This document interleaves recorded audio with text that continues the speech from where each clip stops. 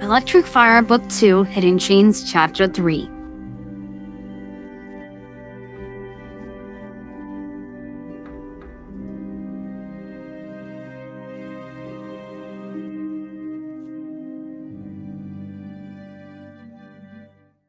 Every chance I got, I went out looking for my friend, Shadow. Tom and Maddie would often help me look when they aren't at their job sites. I barely slept at night after my friend disappeared after the incident on the Ark. I still have hope that he is still alive somewhere. I just couldn't shake the feeling. Tails would help me look for him as well. He's built a few gadgets. He's been getting a bit crafty lately. He told me that Coral was teaching him how to use his tools, even his chainsaw. Omega ended up working with Rouge at Gun, for unknown reasons. I guess Rouge talked him into it. On occasion though, Rouge would help me look for Shadow as well. Seems she misses him too. Rouge told me that she felt bad about the last time they saw one another. She thinks maybe he would have let me take him back to the Ark if it weren't for her. I doubt that's the reason. He was more worried about on what Gun would do to him afterward. At least that's what I think. He kept his promise. Same for Gun. Those guys are leaving me alone. But I don't know if I trust them. I just want to find my friend again. He was the only hedgehog friend I have. I guess I'm not ready to say goodbye to another friend. I already lost Longclaw, but I really don't want to lose Shadow as well. I just can't shake the feeling I have that he's still alive somewhere. I've kept hold of his inhibitors. They're in the bag Longclaw gave me. They're the only rings in there at the moment. Tails is borrowing my last two. I thought they'd be safe with him for now. I already searched all of Earth to find him, but came up empty-handed. No sign of him anywhere. Though there were a few places I dared not to check out. But I checked the main areas where I thought he'd been. Nothing came up on the news either of any crash landings, or anything that could give me a clue as to where to find him. It seemed maybe he was still out in space somewhere, instead of here on Earth. I can't give up on him. He would have done the same for me if it were the other way around. Since he left, I kinda lost control over my powers a bit. I guess I'm still a bit emotionally unstable. I usually go to the baseball field when I get unstable.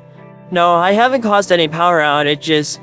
Mainly, I sit in the bleachers, at least there aren't many lights there, so I can let loose a bit of my energy without aiding a power outage or any harm to the baseball field itself. On those sleepless nights, it's a different story. I usually lay on my beanbag chair and look up at the stars. I know the space colony Ark is among them somewhere up there. It's the brightest star, well, I think it is, since it's somewhat close to the Earth. Sometimes I wonder if he made his way back to the Ark after all. Or maybe he actually is gone. No one could survive falling from that height without burning to a crisp. It's a terrible thought, really. But I don't know what to believe. Could he really be alive out there somewhere? But then again, where would he have crashed? And how can I get to him?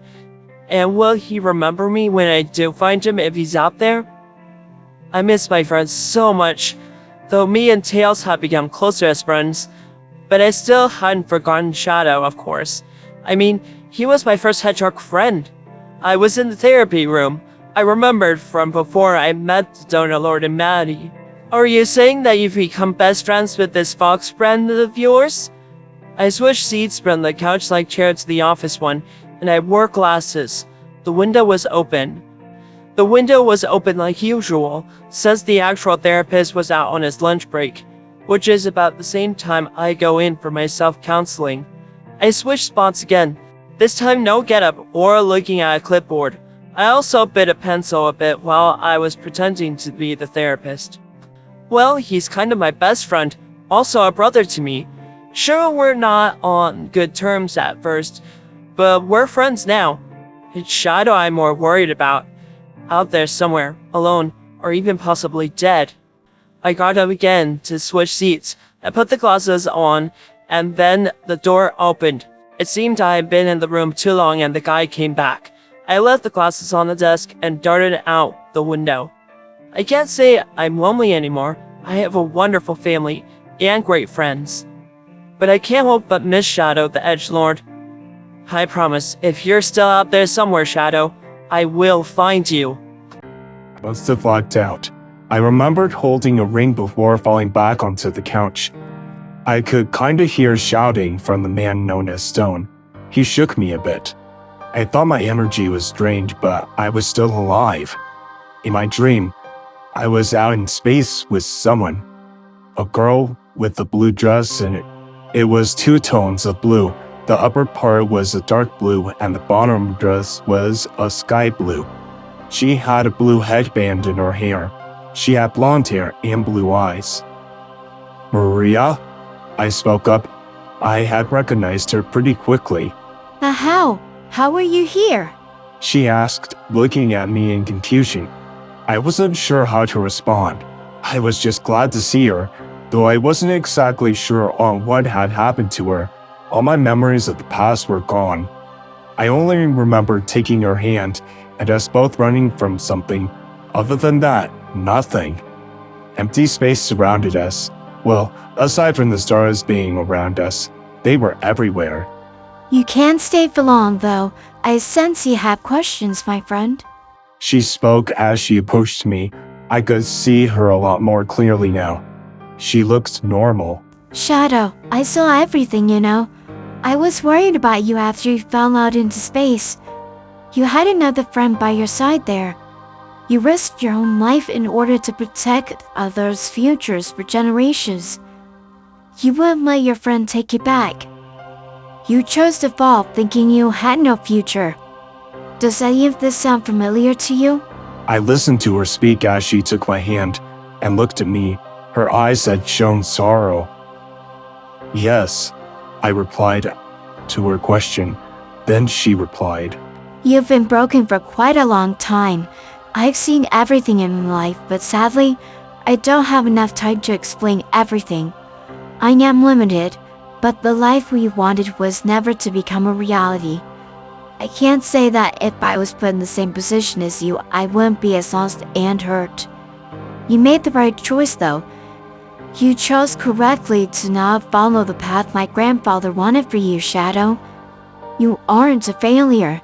You never were. But it doesn't matter now. I wanted you to live. I know you felt you didn't have a future, but you do. You need to find it for yourself, though. I can only lead you part of the way. Shadow, you deserve happiness, just like everyone else. It may not be easy, but I still want you to live. She started to fade away. Now something inside me said that I was waking up. I tried so hard not to, as Maria embraced me one last time before I awoke. I was connected to machinery.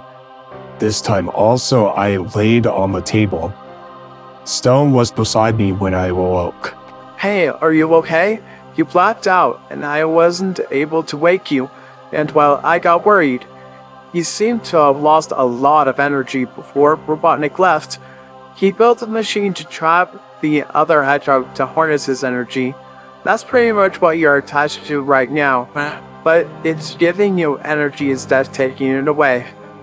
I know we just met, but you're the only contact I've had since Robotnik left, and well, I don't want to lose you. I could tell Stone was telling the truth. I could feel that my energy was back, but I also felt that if I left, something bad was going to happen.